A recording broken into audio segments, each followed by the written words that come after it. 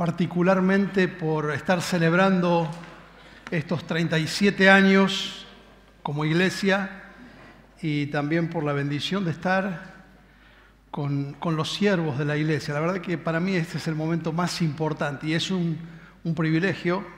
Agradezco al Señor poder hablar con personas que están llevando el peso, la carga, la responsabilidad de la obra en este lugar. Una alegría estar con ustedes. Bueno, ya pusieron el mensaje como para que empiece a predicar. Listo. Me alegra verlo al pastor Miguel y Elisa, Dios les bendiga. Estuvimos orando por tu operación, qué bueno verte de nuevo. Y bueno, vamos a entrar a trabajar un rato sobre este tema que tienen allí, Juan 13. Yo les voy a pedir que tengan abierta su Biblia porque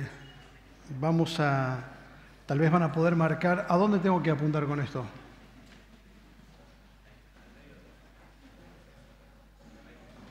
Ahí estamos, perfecto.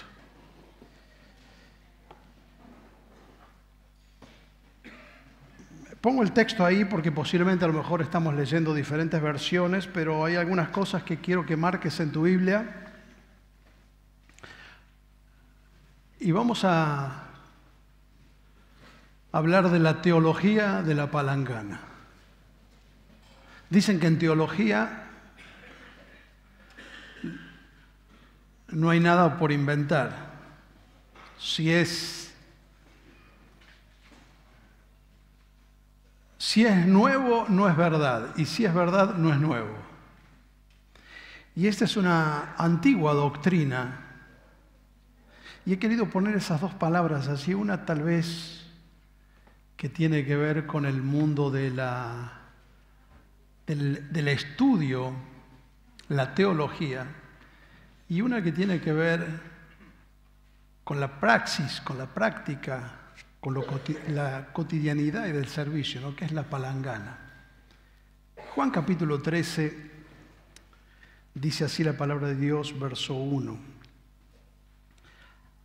Antes de la fiesta de la Pascua, sabiendo Jesús que su hora había llegado para que pasase de este mundo al Padre, como había amado a los suyos que estaban en el mundo, los amó hasta el fin. Y cuando cenaban, como el diablo ya había puesto en el corazón de Judas Iscariote, hijo de Simón, que le entregase, sabiendo Jesús que el Padre le había dado todas las cosas en las manos y que había salido de Dios y a Dios iba, se levantó de la cena y se quitó su manto y tomando una toalla se la ató a la cintura. Luego puso agua en una palangana y comenzó a lavar los pies de los discípulos y a secarlos con la toalla. Cuando llegó a Simón Pedro, éste le dijo: Señor, ¿tú me lavarás los pies? Jesús le respondió: lo que yo hago, tú no lo comprendes ahora, pero lo entenderás después. Pedro le dijo: no me lavarás los pies jamás. Jesús le respondió: si no te lavare, no tendrás parte conmigo. Le dijo Simón Pedro: Señor, no solo los pies, sino también las manos y la cabeza. Y Jesús le dijo: el que está lavado no necesita sino lavarse los pies, pues está todo limpio y ustedes ya están limpios, aunque no todos, porque sabía quién le iba a entregar. Por eso dijo: no todos están limpios. Después de haberle lavado los pies, tomó nuevamente su manto y volvió a la mesa y les dijo: ¿entienden? ¿Ustedes entienden lo que acabo de hacer? ¿Entienden lo que acabo de hacer? Ustedes me llaman maestro y señor y tienen razón porque en verdad lo soy. Pues si yo que soy el maestro y el señor les he lavado los pies, ustedes también deben lavar los pies los unos de los otros. Yo les he dado ejemplo para que así como yo lo hice, ustedes también lo hagan. Les aseguro que el siervo no es mayor que su señor, ni el enviado es mayor que el que le envió. Ahora que saben esto, serán bienaventurados si lo hacen. A medida que nos acercamos en el Evangelio de Juan, ustedes saben, a la noche de la crucifixión, al evento de la cruz, es como que el relato del Evangelio se va haciendo más lento. Y en ese momento Juan es como que se apresuró, porque casi la mitad del Evangelio la recorrió, 3 años la recorrió en 12 capítulos, pero llega al capítulo 13 como diciendo, acá quería llegar. Porque esto es lo que va a dar sentido a todo lo que dije. Y ahí se detiene. Y hay una bisagra desde lo que ha sido las enseñanzas de Jesús en presencia de todos, a un momento cuando Jesús se queda solamente con los suyos. Y es el momento cuando Jesús tiene que preparar a sus discípulos. Ahí está lo que va a hacer. Es la semilla de la iglesia. De ahí van a hacer todo. Ustedes saben, siempre la iglesia ha estado a una generación de desaparecer, a través de toda la historia. Si la iglesia no cumple su labor en esta generación, está siempre a una generación de desaparecer. ¿Y cómo se va a sostener este grupo de 12 personas frente a la avalancha de inmoralidad que representa el mundo grecorromano, frente a los intereses y los poderes políticos, frente a las agendas del imperio? ¿Cómo van a sobrevivir 12 personas que ni siquiera se pueden poner de acuerdo entre ellos? Porque han llegado hasta ese lugar, si usted compara los otros evangelios, discutiendo sobre quién de ellos es el mayor. No piensan igual en todo, son tan diferentes. Saben que entre ellos hay gente que viene de un contexto, nosotros diríamos, de la derecha judía, que estaba vendido a los intereses del imperio romano, como Mateo, y hay gente que viene de la izquierda judía, como Simón el Celote, que pertenecía a fuerzas o a grupos que hacían alborotos en contra del imperio, y ahí están conviviendo con sus diferencias, con sus discusiones. Pero hay algo que los va a sostener en el tiempo. Por lo menos hay 2 cosas que Jesús les va a hablar esa noche. Que si la iglesia va a seguir pasando generación tras generación, va a ser una comunidad de servicio y de amor. Y entonces Jesús va a comenzar a hablarles sobre el servicio. Y es lo que nos vamos a detener en esta tarde. Vamos a hablar de la motivación, del modelo y del mandamiento del servicio. Y lo primero que que Juan rescata, antes de introducirnos al texto, es poner bien claro cuál es la motivación cuando nosotros vamos a servir. Jesús va a agarrar la palangana. Después les voy a explicar por qué llamo esto la teología de la palangana. Pero Juan se toma una licencia antes de contarnos lo que Jesús hizo. Ustedes saben que esta escena es en el cenáculo, es en el aposento alto. Jesús pronto va a ser entregado. Está solamente con sus discípulos, van a cenar.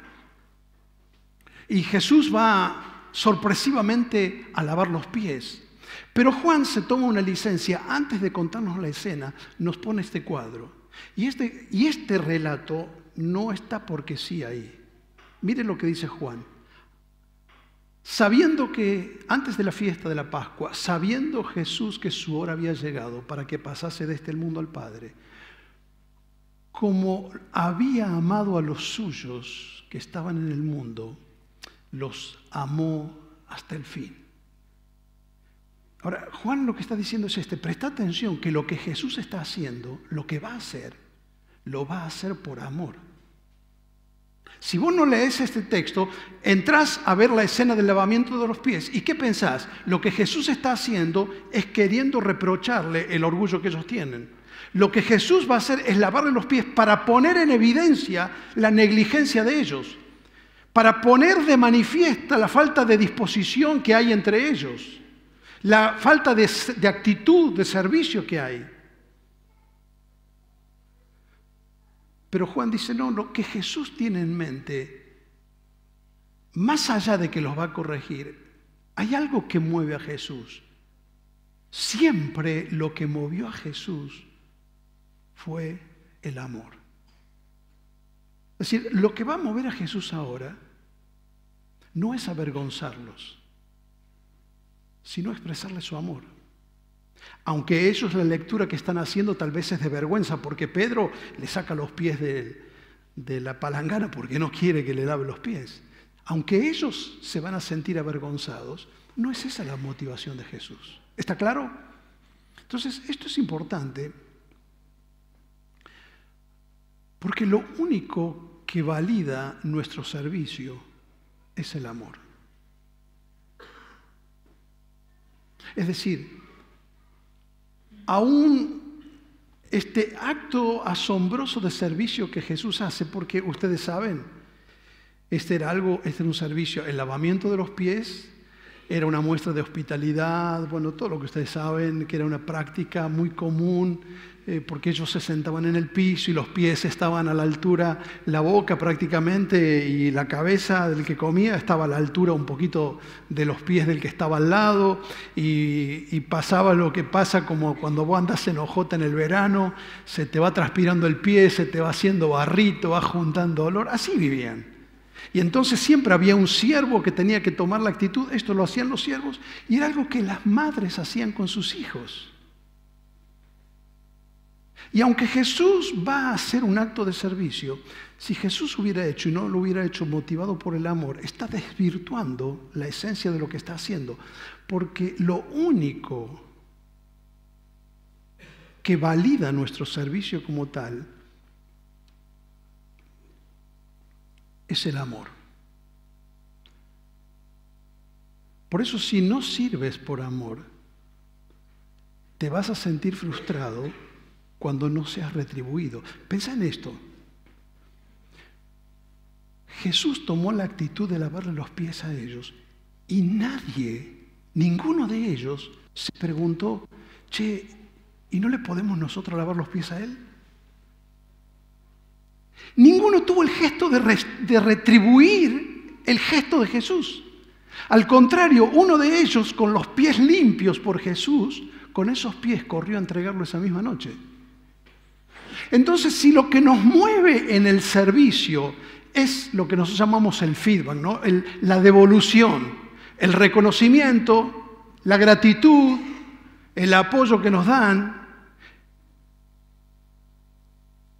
cuando no recibimos la respuesta, cuando no tenemos devolución, nos vamos a sentir frustrados.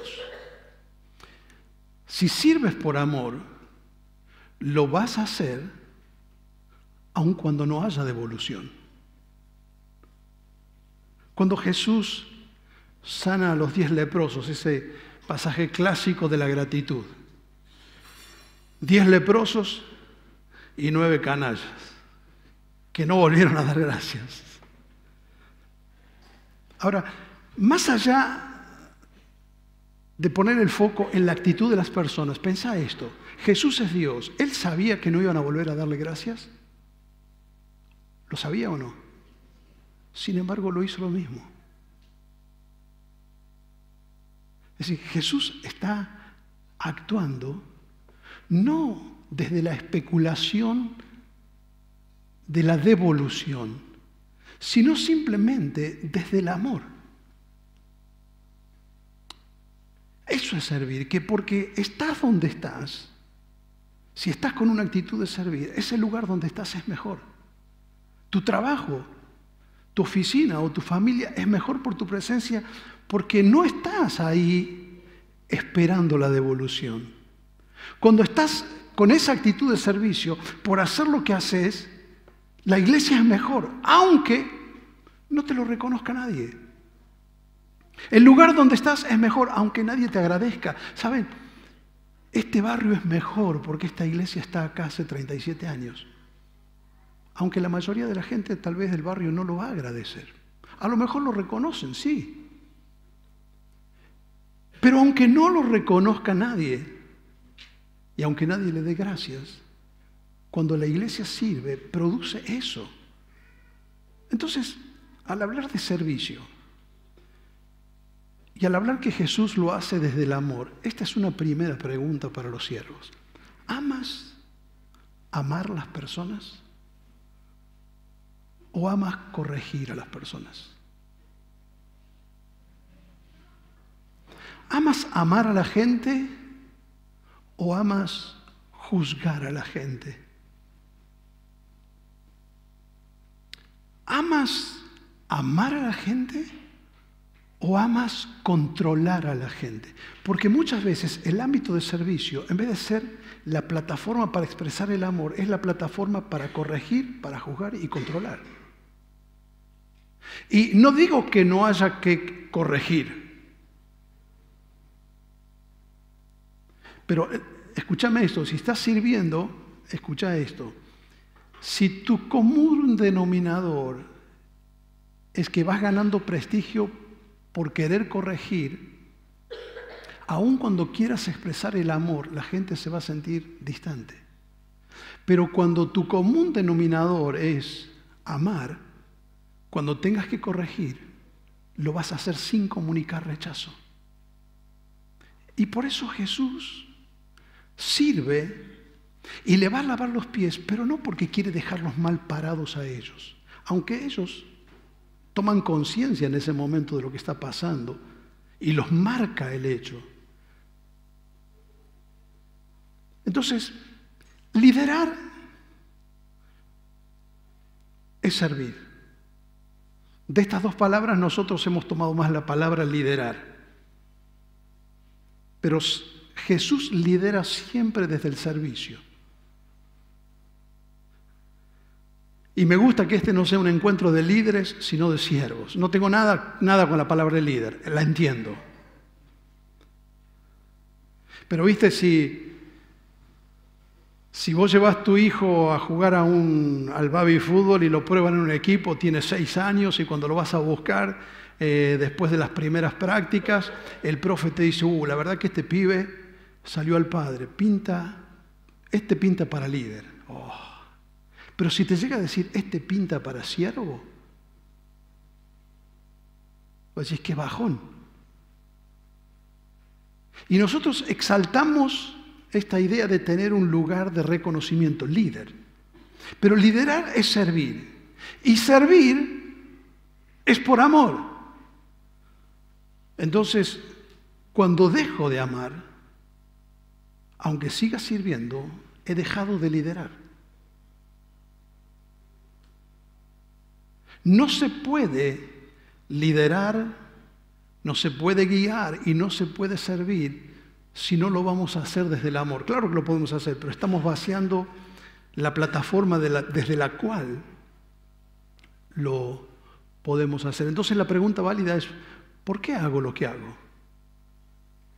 Porque saben que aún en círculos donde es tan común y natural el servicio, como es en una comunidad de fe, muchas veces podemos estar haciéndolo buscando validación, valía personal, autoestima, buscando tal vez aceptación de la gente, construir mi propia identidad sobre lo que hago, tener un espacio de autoridad. Por eso entonces Juan nos empieza el relato diciendo, todavía no entró a la escena, dice, sabiendo Jesús que el Padre le había dado todas las cosas en la mano y que salió de Dios y que a Dios iba. Es decir, Él lo va a hacer, pero sabiendo quién es. Jesús no busca identidad en lo que hace, como solemos decir, no hacer para ser. Jesús sabe quién es. Leí un autor que decía, cuando una persona necesita siempre andar diciendo yo soy, es porque no tuvo alguien en la vida que le diga tú eres. Cuando Jesús empieza su ministerio, lo primero que el Padre le dice es tú eres. Y todo lo que vas a hacer es sobre lo que tú eres. Tú eres mi hijo amado. Y eso ya es suficiente. Yo me complazco en eso. entonces ni siquiera Jesús sirve para ser aceptado como nosotros. Tú ya eres hijo. No tienes que servir para lograr ser alguien. Y cuando eres, entonces sabes lo que tienes que hacer. Cuando sabes quién eres, no estás buscando ser alguien a través de lo que haces. Jesús tiene todo el poder en la punta de sus dedos. Con ese poder hizo el universo, sabiendo que todas las cosas están en su mano, sabiendo quién era. Una de las dificultades más grandes en los círculos de liderazgo es cuando una persona tiene autoridad, pero no tiene identidad. Siempre es una persona insegura. Jesús tiene en claro quién es. Y entonces está motivado solamente por el amor. Tal vez sería bueno que anoten esos versículos hablando de que el servicio es por amor. Gálatas 5:16 dice: sírvanse por amor los unos a los otros. 1 Corintios 3, el apóstol Pablo le dice a una iglesia en donde había tantos pleitos que todo lo que ellos hacen, si no lo van a hacer desde el amor, no sirve para nada.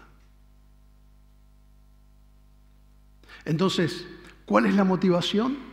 Antes de introducirnos al texto, Juan nos aclara que la motivación es el amor. Ahora, ¿cuál es el modelo del servicio? ¿Cuál es la matriz? Y acá empieza la escena. Lo interesante es que, prestame atención a esto, esta lección de Jesús va a ser una de las más impactantes para los discípulos. Y Jesús no habla.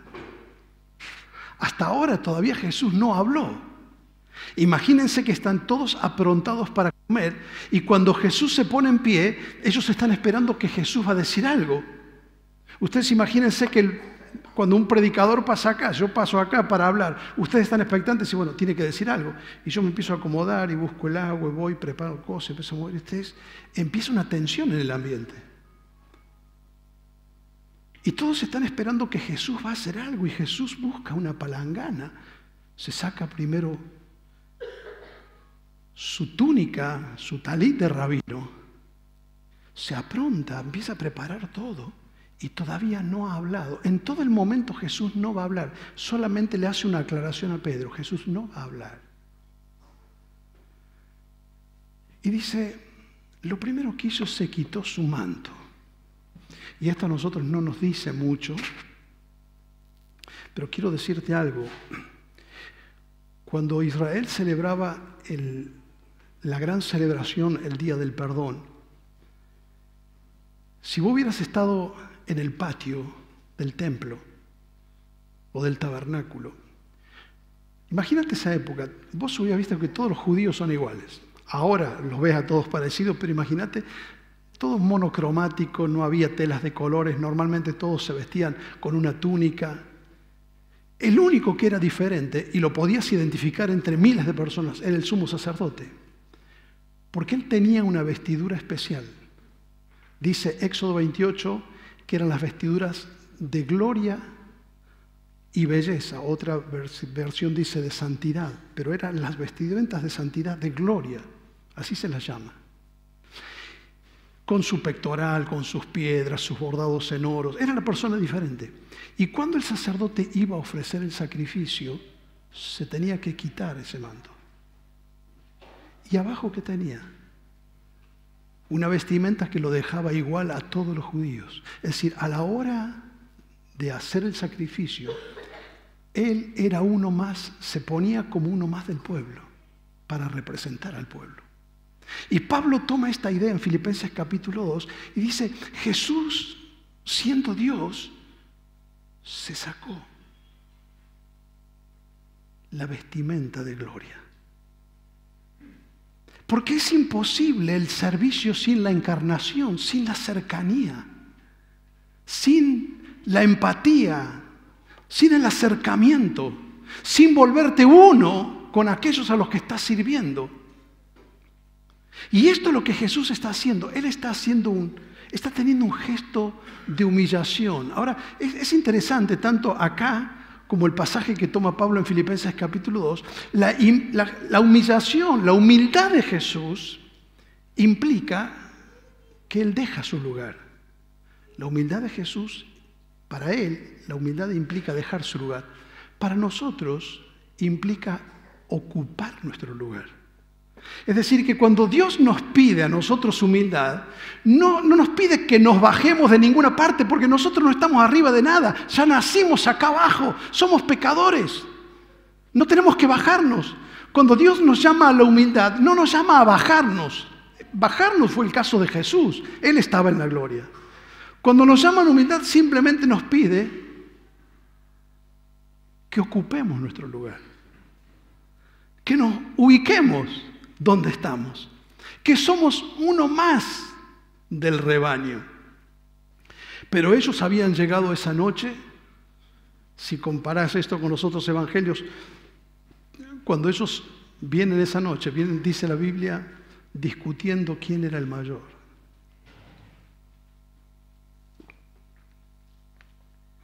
Y la palabra discutir, que se usa en el Evangelio, significa esgrimir argumentos. Es decir, cada uno podría haber dado un argumento por el cual él podía supervisar a los otros, pero no podía servir a los otros, porque él era mayor. ¿Qué habrán argumentado? Uno habrá dicho, no, porque yo sé más que vos, o porque yo estoy más cercano de Jesús, no, porque yo estuve presente cuando Jesús se transfiguró. Otro habrá dicho, no, pero yo fui uno de los primeros que llegó a ser discípulo. Uno habrá dicho, no, pero yo soy más joven. Otro ha dicho, yo tengo más experiencia. No sé. Pero es como que argumentaban en vez de ocupar su lugar.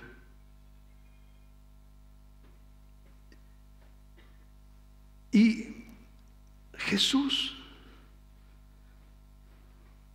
simplemente pone agua en una palangana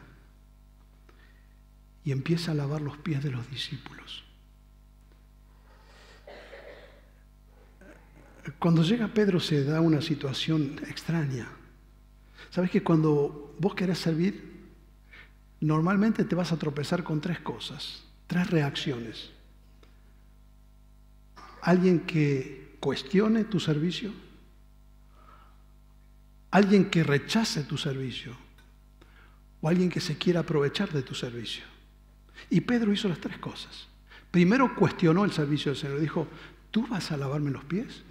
Después rechazó su servicio, le dijo, no me vas a lavar los pies jamás.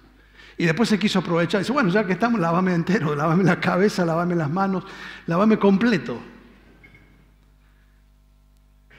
Pero salvo ese pequeño instante en el que Jesús le dice, vos ahora no entendés lo que estoy haciendo, pero después lo vas a entender. Salvo esa situación,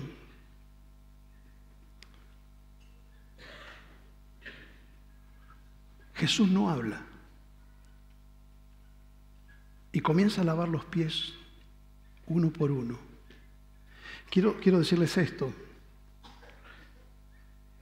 Hoy normalmente no hay iglesia que no tenga una cruz. Por eso decimos, este es el símbolo del cristianismo. ¿Sabe? Eso se hizo popular en la iglesia por allá en el siglo IV recién. Las primeras, en lo que se llama el arte paleocristiano y las primeras formas de arte que los cristianos hacían, que eran dibujos muy sencillos, ¿sabe qué era lo más recurrente que ellos pintaban?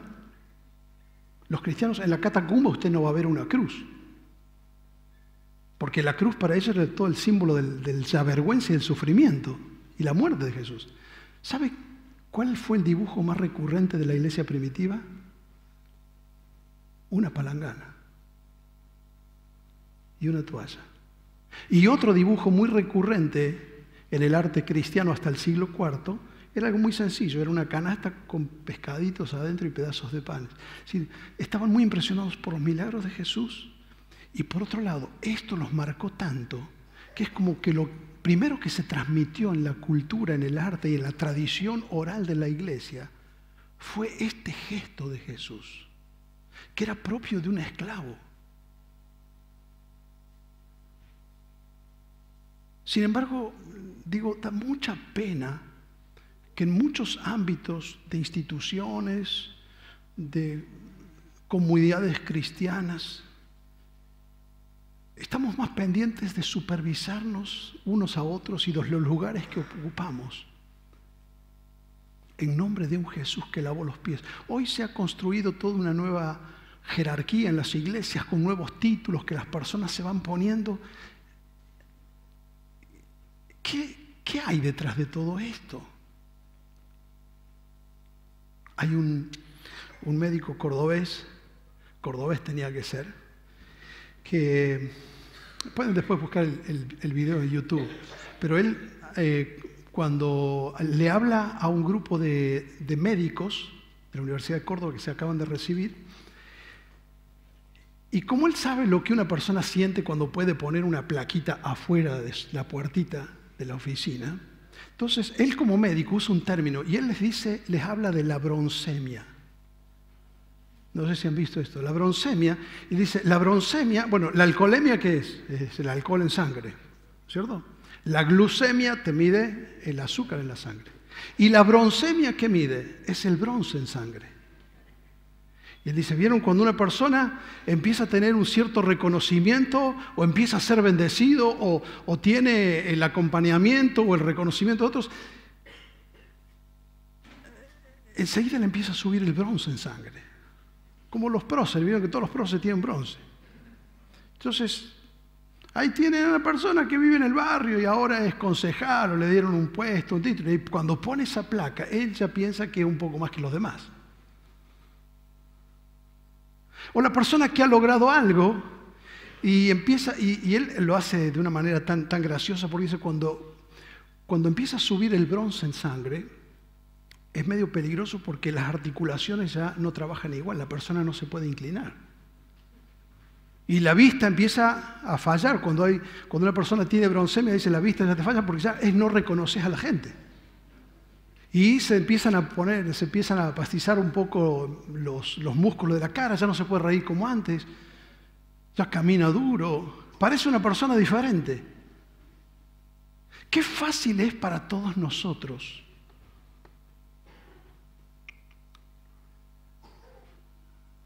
que el orgullo nos gane el corazón. Luchamos a diario con eso. Y esto es un golpe al orgullo del corazón humano. Un puñado de hombres discutiendo quién va a ser el mayor. Y Jesús se pone en medio de ellos. Entre ellos pasa, les lava los pies. Todavía no ha dicho nada. Si yo terminara aquí el mensaje, yo diría que todos hemos aprendido nada y todavía Jesús no ha hablado.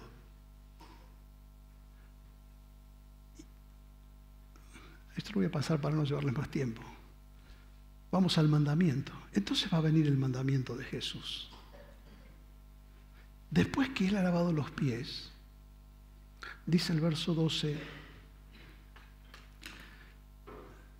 después de haber lavado los pies, tomó nuevamente su manto, volvió a la mesa y les dijo, ¿entienden lo que acabo de hacer? ¿Entienden lo que acabo de hacer? ¿Sí? ¿Ustedes tienen dimensión de lo que está pasando ahora? Y él le dice, si yo que soy el Señor y el Maestro he lavado los pies, ustedes me dicen Señor y Maestro y está bien porque lo soy. Y él conecta quién es Él y el reconocimiento que ellos le dan. Porque si ustedes me dicen a mí que yo soy Maestro y Señor, ustedes me reconocen como Maestro y Señor y está bien. Pero conecta ese reconocimiento que ellos hacen de Jesús con la actitud que ellos deben tener de servir. Lo que Jesús está planteando es que si ellos no van a tener una actitud de servicio, no tienen derecho de llamar a Jesús Señor. Eso es lo que está diciendo. Es decir, si una persona no va a tener una actitud de servir y servir por amor, no tiene derecho de llamar a Jesús mi Maestro. Y no tiene derecho de llamar a Jesús mi Señor. Y ahí va el mandamiento. ¿Y cuál es el mandamiento? Verso 14. Pues si yo que soy el Señor y el Maestro, le he lavado los pies. Ustedes también tienen que lavarme los pies a mí. ¿Eso dice? Digamos, es lo que tendría que decir el texto. A ver, Jesús le dice, bueno, si yo hice esto por ustedes, espero que ustedes hagan lo mismo por mí. Y Jesús rompe esa simetría del relato y hace una conclusión que es antiintuitiva. Porque dice, no es que si yo hice esto por ustedes, ustedes ahora tienen que hacerlo por mí. Si ustedes me van a llamar maestro y señor, ustedes tienen que empezar a servirse unos a otros. ¿Cómo? ¿No es que tengo que hacerlo al Señor? ¿Cómo es esto? Vos imaginate que pudieras solo por un segundo estar delante del Señor en un instante en el que estás consagrando tu vida al Señor y expresándole tu deseo de servir y decir, Señor, estoy tan agradecido porque me has salvado, me has perdonado, porque lo que has hecho en mi vida o en mi familia. Yo estoy tan agradecido, Señor, yo quiero servirte. ¿Qué puedo hacer, Señor, por ti? Y el Señor te dice, la verdad es que yo no necesito nada. Porque digamos, a ver, ¿vos creés que nosotros servimos porque con el servicio llenamos una necesidad de Dios? Eso no es el servicio. El servicio no es para llenar una necesidad que Dios tiene. Si Dios tuviese alguna necesidad, no sería Dios. El Señor te va a decir, la verdad que yo no necesito nada. Pero mira, si querés hacer algo por mí, te doy una idea. Hacelo por el que está a tu lado. ¿Pero y cómo? Sí. Porque la única forma de servirme a mí, no hay otra forma, es sirviendo a otra persona. No existe en la Biblia otra forma de servir a Dios.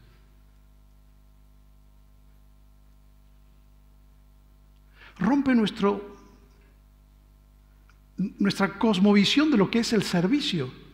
Lo hacemos tan místico a veces, como creemos que Dios nos necesita y estamos haciendo algo por Él. Dios no nos necesita, nos está dando el privilegio. Y la única manera es servir justamente a los que no queremos servir. Justamente.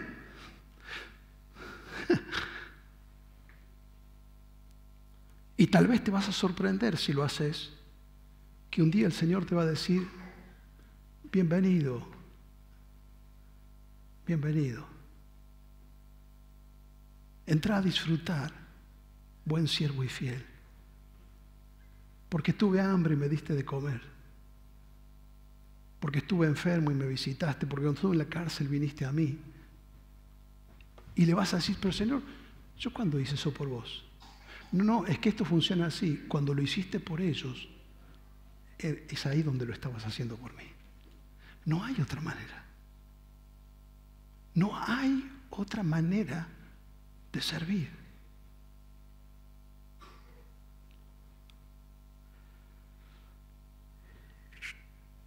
En una casa de altos estudios, es un seminario teológico, tal vez entre el círculo evangélico que tal vez nosotros nos movemos de las iglesias evangélicas, tal vez uno de los seminarios más conocidos, no tengo ninguna duda, es el seminario de Dallas. Es un seminario teológico en Estados Unidos, donde se han formado teólogos brillantes, personas que han sido y son una bendición para el pueblo de Dios. Y en el año 90, la junta directiva tuvo la feliz idea de poner en el campus una estatua representativa de la institución académica. Y usted dice, el artista va a poner en el campus, en un lugar muy visible del campus de Dallas, seminario teológico de gente que va a prepararse para servir a Dios. ¿Qué obra hubiese hecho un artista? Es decir, poner una oficina y un tipo sentado leyendo. O un montón de libros. O tal vez hubiese puesto un púlpito y alguien levantando la mano, con la Biblia en la mano, predicando. Y el artista tuvo la feliz idea de hacer esta obra. Y cada persona que va a prepararse ahí y a estudiar teología para servir, tiene que pasar por ahí.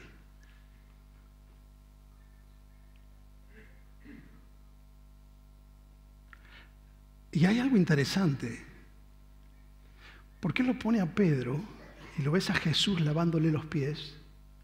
Y él hace que la cabellera de Jesús le tape el rostro, de modo que vos te parás, por ejemplo, donde está ese hombre, o te parás al lado de la obra de arte, de la escultura, y no podés ver el rostro de Jesús. La única manera de ver el rostro de Jesús es si te arrodillás al lado de él.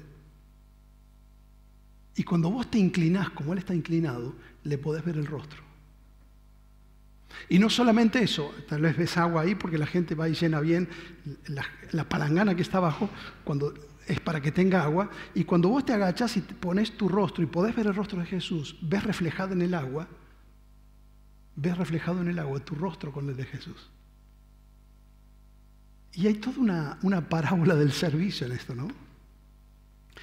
¿Que acaso la iglesia debe recordar que si vamos a volver a ver y a reflejar el rostro de Jesús, debemos volver a tener la actitud que él tuvo?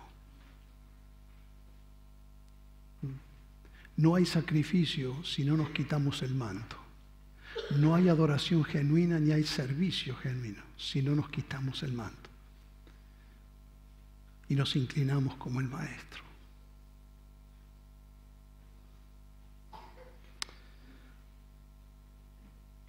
Ahora, ¿por qué la teología de la palangana? Bueno, porque en el Evangelio hay dos palanganas. Y una es la palangana que Jesús toma esa noche para lavar los pies de los discípulos. Y dentro de un rato, si seguís leyendo, aparece otra palangana, que es la que agarra Pilato para lavarse los pies. Y básicamente la teología, si querés llamarlo, la doctrina del servicio cristiano, se resume solamente a esto, a dos palanganas. No hay una tercera a la que podamos correr. De modo que todos nosotros acá y todos los cristianos de toda la historia siempre están identificados con una palangana o con la otra. Y todos nosotros acá o tomamos la palangana como Jesús para servir, o tomamos la palangana como Pilato para lavarnos las manos. No hay otra alternativa. De modo que cuando no estamos usando una, automáticamente, ¿qué estamos haciendo? Usando la otra. Y básicamente eso es la iglesia. Gente que lava los pies y gente que se lava las manos.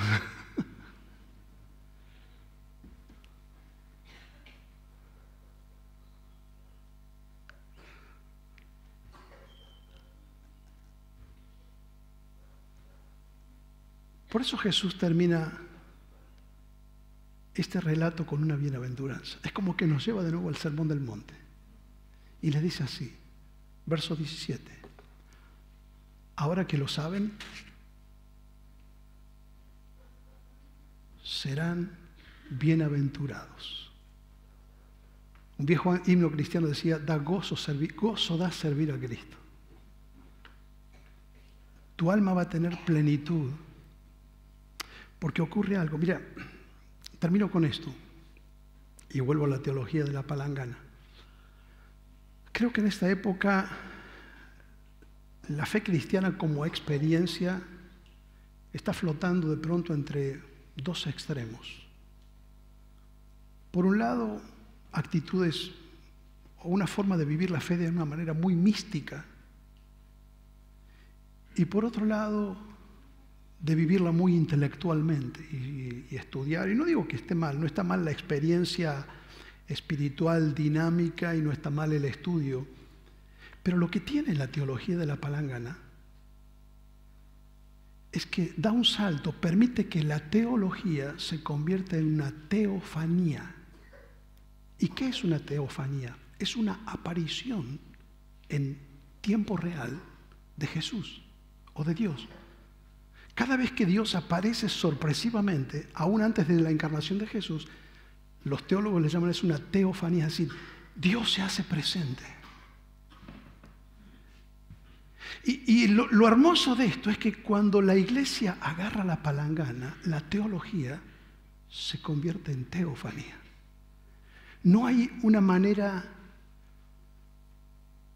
más contundente de que Dios se haga presente. Invitamos al Señor a que se haga presente cada vez que nos humillamos, cada vez que servimos. Los bendigo, hermanos. Los bendigo por haber agarrado la palangana hace 37 años atrás. Y cuando ustedes vinieron con la palangana acá, Jesús se hizo presente. Y muchos de ustedes llegaron acá y nadie les pidió nada. Alguien los recibió, los amó, los sirvió. Y vos viste algo ahí. ¿Sabes qué era? El Señor se estaba haciendo presente. Este no es solamente un lugar de teología, de estudiar, de retórica, de doctrina. Y claro que necesitamos aprender, necesitamos estudiar. Pero este es el lugar donde Cristo se hace presente cuando nos amamos, cuando nos servimos, cuando abrazamos a cada persona que viene aquí, sin importar su apariencia, su historia, su pasado, no importa. Cuando lo abrazás, cuando lo servís, cuando escuchás su historia, cuando le compartís el amor, cuando agarrás la palangana, Dios está haciendo presente. Y por eso la iglesia, que siempre estuvo a una generación de desaparecer, todavía sigue estando. Porque Dios se sigue haciendo presente por su gracia. Y lo está entre ustedes.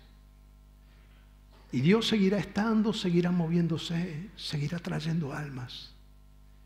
Y esta iglesia seguirá siendo una luz para el barrio y para la ciudad. Mientras todos nosotros estemos dispuestos a agarrar la palangana. Que Dios te bendiga. Que Dios les dé la gracia de servir por amor. Y un día, cuando todo se haya dicho, que no sabemos cuándo, cuando el Señor venga o todo se haya dicho en mi vida y ya no quede más ningún día, cuando el Señor lo decida, y me lleve o te lleve, vamos a descubrir que lo más maravilloso, después de ese segundo, cuando todo ha terminado, es que vamos a poder escuchar bien, buen siervo y fiel. No te van a reconocer por ningún otro título, sino por lo que hiciste, por la palangana. Bien, buen siervo y fiel. Y habrá valido la pena. Después de todo, estamos aquí por alguien que vino a este mundo, nuestro Señor, y nos enseñó: yo he venido a servir, no a ser servido. Oramos al Señor. Gracias te damos, Padre, por tus obreros, por estos siervos, por los adolescentes, jóvenes, hombres y mujeres que están aquí, que se han comprometido a agarrar la palangana, pero no para lavarse las manos, sino para servir.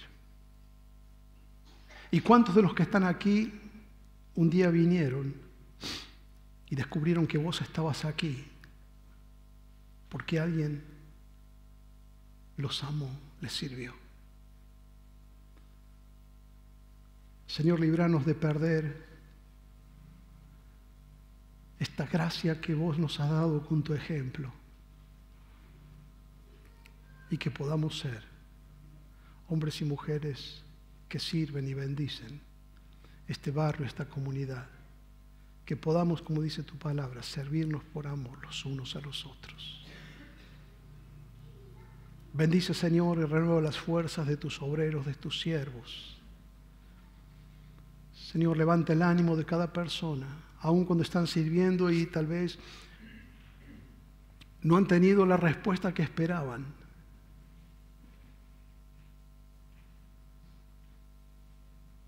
Señor, que hoy, inspirados por tu ejemplo, podamos renovar este compromiso de servirte hasta aquel día. En el nombre de Cristo Jesús. Amén, Señor.